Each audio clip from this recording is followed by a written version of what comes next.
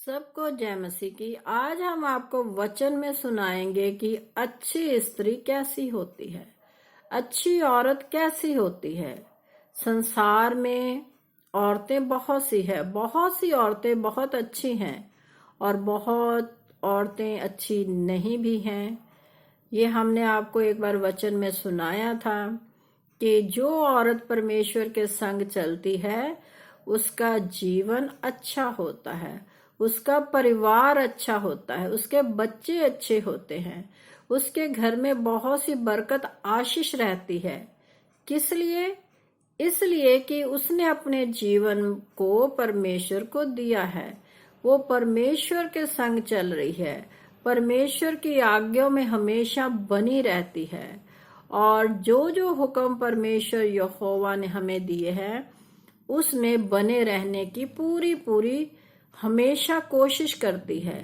गलतियां सबसे होती है, ये नहीं कि हर एक इंसान क्या है परफेक्ट हो, कोई भी नहीं है, क्योंकि वचन में लिखा हुआ है निष्पाक तो कोई भी नहीं है। हम सबसे क्या है, कोई ना कोई गुनाह, कोई ना कोई पाप हो जाता है।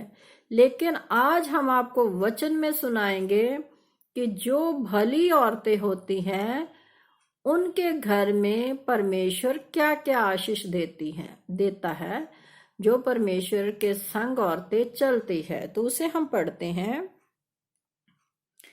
ये है नीति वचन है, उसका 31 अध्याय की हम पढ़ते हैं 26 आयत। वह बुद्धि की बात बोलती है और उसके वचन कृपा की शिक्षा के अनुसार होते हैं। यहाँ पर क्या लिखा है, जो औरत परमेश्वर के संग स्त्री चल रही है वो क्या है, बुद्धि की बातें बोलती है।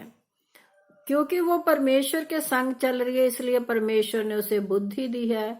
वो अच्छी अच्छी बातें बोलती है, अच्छी अच्छी बातों से अपने बच्चों को शिक्षा देती है परमेश्वर के वचन की, और अपने घर में क्या है, अपनी बुद्धि के द्वारा प्रार्थना भी कर रही है, अपने घर का काम काज भी कर रही है, अपने बच्चों को भी संभाल रही है, अपने पति को संभाल रही है, उसके परिवार को संभाल रही है।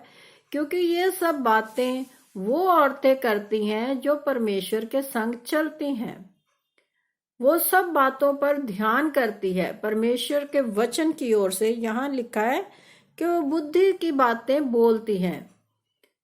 यूं ही ऊट पटांगी की बातों में उसका मन नहीं रहता, जैसे आम स्त्रियां, बहुत सी स्त्रियां ऊट पटांग की बातें करती रहती हैं या अपना जो समय है वो व्यर्थ व्यतीत कर देती है, इधर उधर घूमकर या एक दूसरे की चुगली कर कर या एक दूसरे के ऊपर दोष लगाकर या फिर घरों में लड़ाई झगड़े उत्पन्न कर कर। तो बहुत सी क्या है कमियां औरतों में पाई जाती हैं। लेकिन यहाँ परमेश्वर का वचन हमें सुनाता है कि जो औरत परमेश्वर के साथ चलती है स्त्री, वो क्या बुद्धि की ही बातें बोलती है। उसकी आत्मा में क्या है, सिर्फ परमेश्वर के लिए लालसा रहती है, उसके वचन की लालसा रहती है। उसका मन इसलिए ही शांत रहता है कि वो प्रभु के वचनों के अनुसार अपने जीवन को व्यतीत कर रही है। तो आगे क्या है, वे अपने घराने के चाल चलन की वो ध्यान से देखती और अपनी रोटी बिना परिश्रम के नहीं खाती।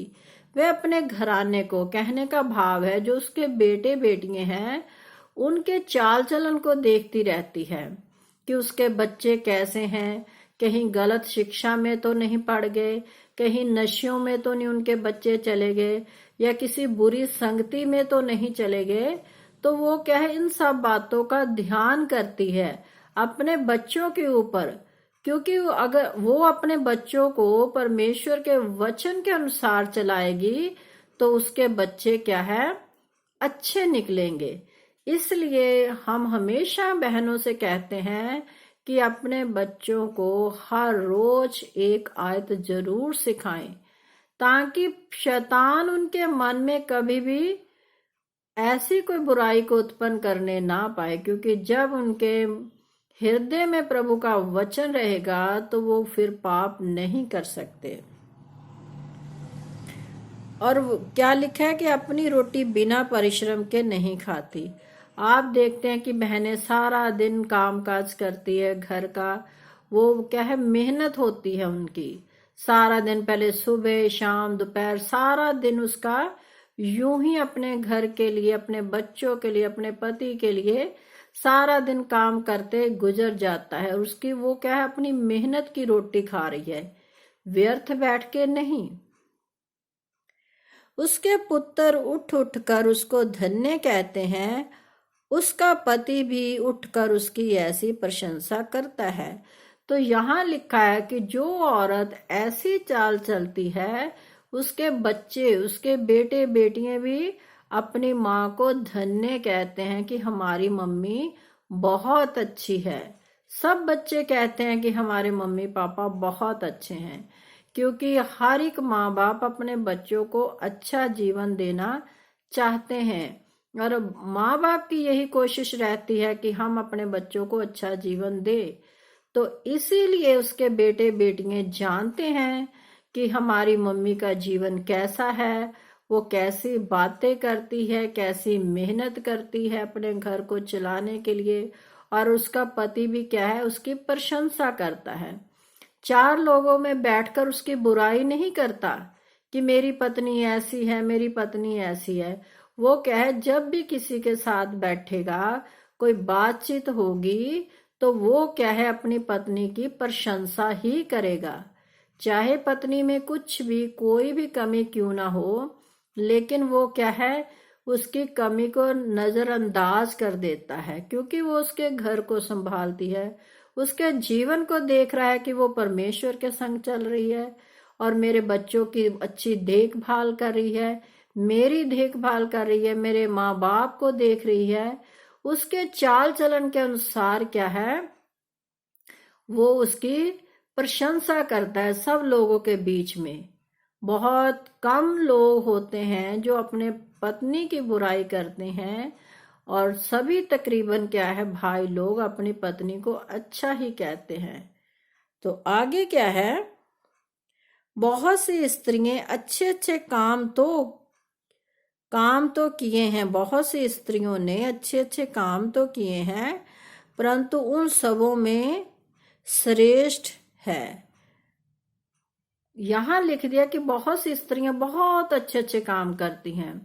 जैसे हम आजकल संसार में देखते हैं कि जो बहनें हैं वो बहुत भलाई के कार्य में करने में लगी रहती हैं, बहुत सा जीवन अपना क्या है, लोगों के लिए बिताती हैं। वो क्या है, अच्छे अच्छे काम तो करती हैं, लेकिन उन सबों से श्रेष्ठ इसलिए है क्योंकि उसने पहले किसको स्थान दिया है, परमेश्वर को।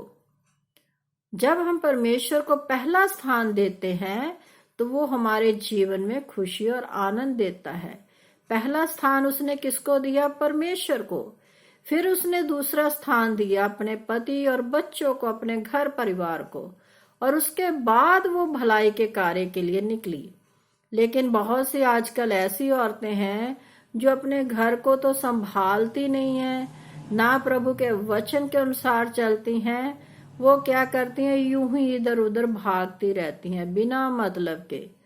हमने बहुत सी ऐसी स्त्रियों को भी देखा है जिनके घरों की ऐसी दुर्दशा हो जाती है, कहने को तो वो परमेश्वर के क्या है, वचन को फैलाने के लिए या किसी भलाई के कार्य के लिए निकलती है, लेकिन जब वो पहले अपने घर को ही नहीं संभाल रही, अपने परिवार को ही नहीं संभाल रही, तो उसका ये क्या है, जो दिखावे वाला जीवन है वो व्यर्थ है।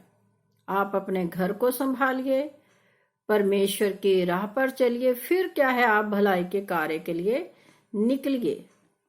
तो आगे लिखा हुआ है, परंतु जो स्त्री यहोवा का भय मानती है उसकी प्रशंसा की जाएगी। यहाँ पर आपने साफ साफ सुन लिया कि जो स्त्री यहोवा का भय मानती है।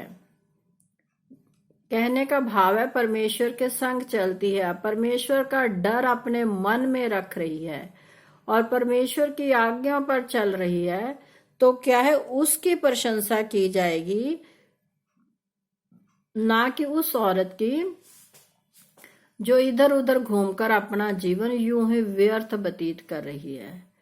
तो इसलिए हम हमेशा सभी बहनों से यही प्रार्थना करते हैं कि आप अपने जीवन को बदलिए, वचन के अनुसार कार्य कीजिए, अपने परमेश्वर के साथ चलिए। अब परमेश्वर का वचन अपने बच्चों को सिखाइए, अपने घर के काम काज को अच्छे ढंग से कीजिए और परमेश्वर के वचन को फैलाए। जैसे हम बहुत बार कहते हैं कि बहनों के पास बहुत समय रहता है काम काज करने के बाद भी, तो आप उस समय का सही उपयोग कीजिए परमेश्वर के वचन को फैलाने के लिए। फिर कभी आपको परमेश्वर से मांगने की जरूरत ही नहीं पड़ेगी कि मुझे ये दे दो या मुझे वो दे दो, क्योंकि परमेश्वर आपके जीवन को देख रहा है। वो तो बिना मांगे ही हमें सब कुछ देने को तैयार रहता है। अगर आपने बिना मांगे कुछ पाना है तो परमेश्वर के वचन के अनुसार अपने जीवन को बिताए।